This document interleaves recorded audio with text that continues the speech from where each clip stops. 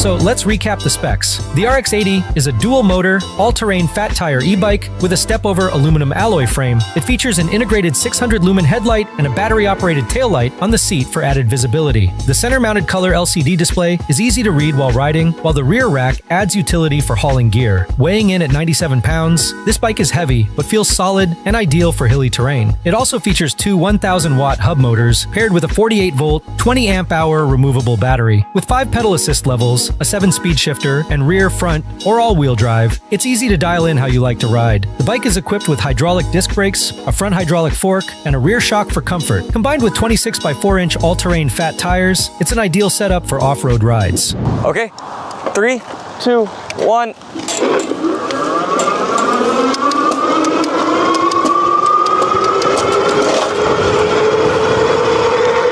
I skipped a gear right there. I hit the shifter too fast. But yeah, that's top speed right there. Dang, that got there quick.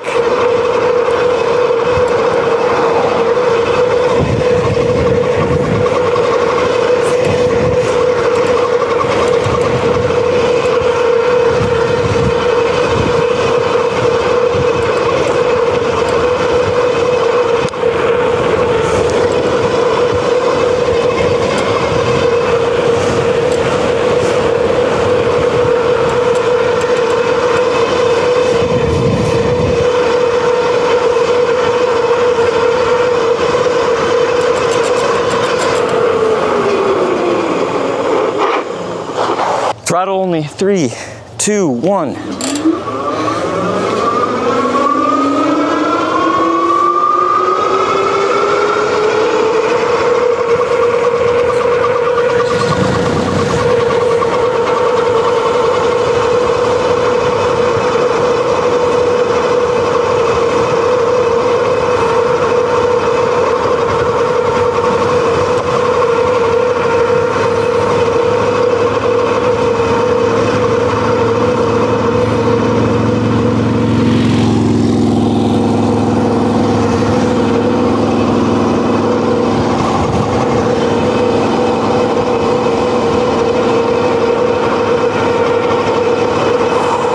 God, am I tired.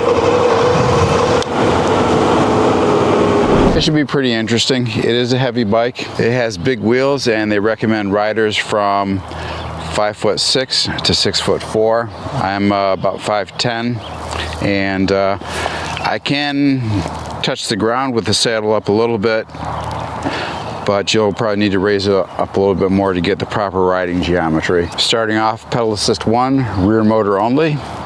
And I'm going to use a little bit of the throttle to help me off, because starting the bike off requires quite a push. The pedal assist does come on pretty strong once you get rolling. It starts off soft and then comes on higher, and it takes you up to top speed of about 14 miles an hour, and it's a decent speed. This feels like a comfortable speed if you're riding trails or on sidewalks. However, if you're in a group ride, most of those go a little bit slower, so you're going to be stopping and starting a lot. And in those situations, it'd be better just to use the throttle. The throttle takeoff is smoother than the pedal assist, and the programming feels pretty good so far. I'm going to take it up to pedal assist level 3.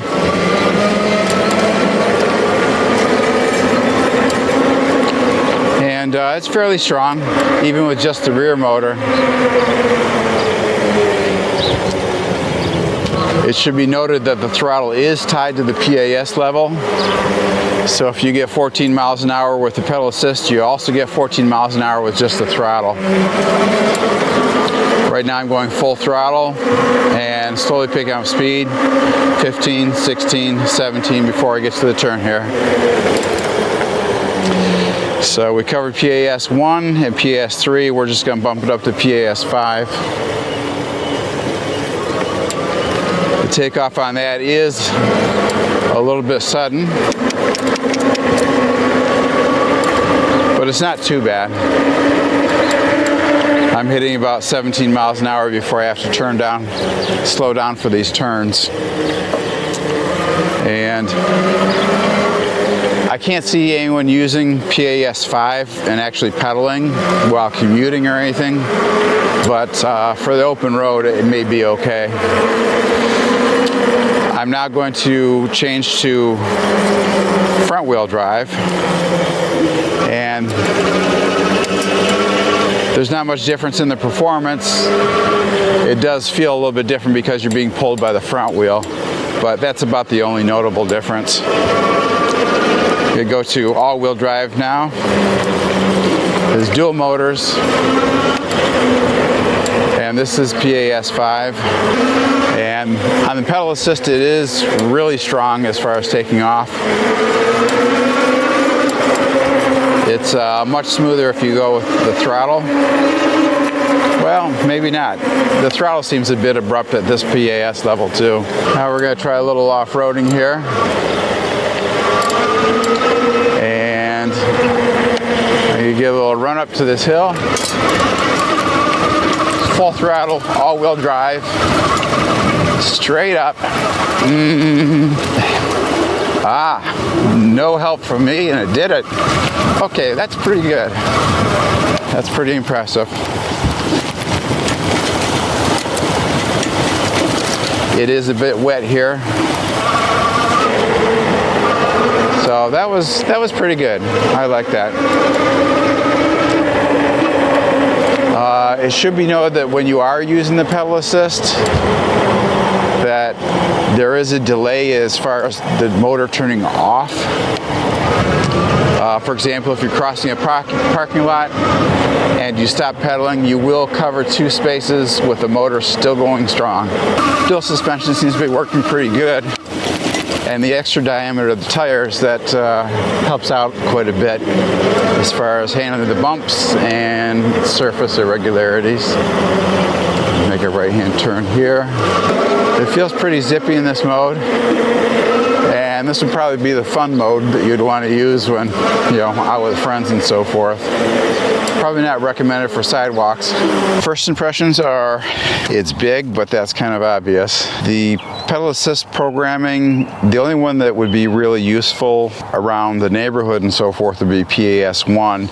And even that, you have no choice. It goes 13, 14 miles an hour when you're pedaling and then drops off to 0. The total power is nice, as you saw from us climbing that hill up there. Went all the way up, and I didn't take it at an angle. I went straight up without me pedaling or helping at all. So that was impressive. I like that. Suspension works pretty good. The back is a little bit stiff, but I'm sure this part is upgradable. Overall, it seems to be a very well-built bike, but it is for persons with an extended inseam.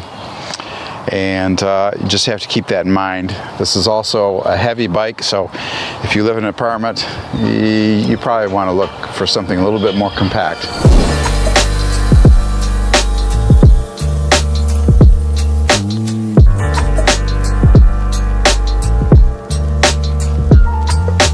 So here's what we like. The RX80 stands out for its dual motor setup, giving it the torque to handle steep inclines and tough terrain with ease. The integrated rear rack adds a layer of utility for hauling gear, and for a dual motor e-bike, it's surprisingly affordable. But here's some things to consider. Its larger size and 97-pound frame might be tough to manage indoors or when transporting. It's also better suited for taller riders. And while the suspension does the job, a more refined rear shock would have taken comfort up a notch. Overall, the RX80 is a decent contender in the affordable dual motor e-bike category. It's well suited for riders who want impressive power and torque for exploring, although it could benefit from a better rear shock